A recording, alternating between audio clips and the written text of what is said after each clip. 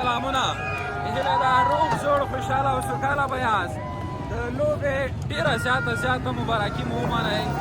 افغانستان او پاکستان ترمنځ تاریخي لوبه ترسره شوه یوه ډېره شانداره زړه راښکونکې او بېمثاله لوبه وه او دلته زه همداسې به چې یم کابل کارتیناو ساحه ده د سلګونو په زرګونو کسان راوتي دي دا خوښي یو له بل سره شریکوي اتڼونه دي مبارکیانې دي سلامونه زوالزاله مبارک تاسو ټولو هېوادوالو ته مبارکي وایم نن واقعا ډېره د خوشحالۍ ورځ ده ما د ماشومتوب څخه دغه ارمان و چې پاکستان افغانستان ته په کرکټ کې ماتې ورکړي دا جشن موږ ته د دوه اخترونو څخه هم زیات دی بالکل زیات دی بالکل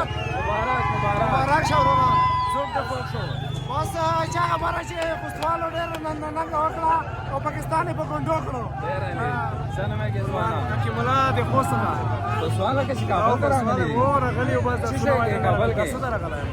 ډېره د خوشحالۍ شپه ده ډېره د خوشحالۍ شپه ده بس دغه ورځ وه یو شپه د میچ ګټلی و دلته راغلي وو او دوی ټول شور کولو اوس موږ میچ وګټلو موږ ښه صحیح دغه بریا ورته ټولو ته ښایو ټوله نړۍ ته ښایو افغانستان زنده باد ډېره دې دوستانو بیا مو مبارک شه راځه افغانستان زنده باد افغانستان زنده باد د کابل کارتیناو ساحه ده او زه به تاسو ته د نورو مختلفو برخو تصویر هم وړاندې کوم دلته هم تاسې لیدلی شئ چې دا دی پکې راغلی مبارک دې شه مبارک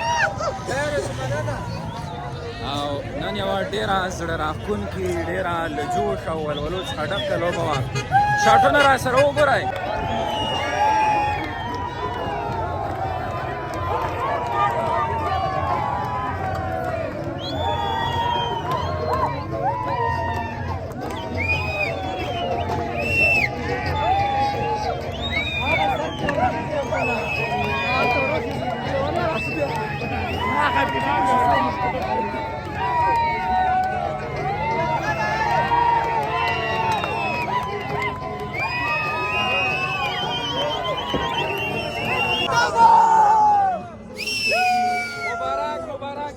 مبارکي درته وایم ډېره مننه د لوبې مبارکي ډېره زیاته درته وایم ډېر خوند وکړ زنده باد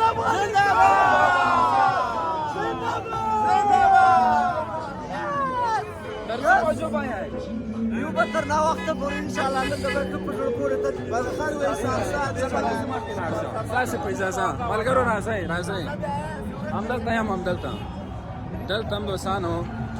یو خاص تجلیل کېږي د هغه خوښي په ډېره مینه سره لمانځي نه پوهېږم چې څه خبره تاسې لیدلی شئ دلته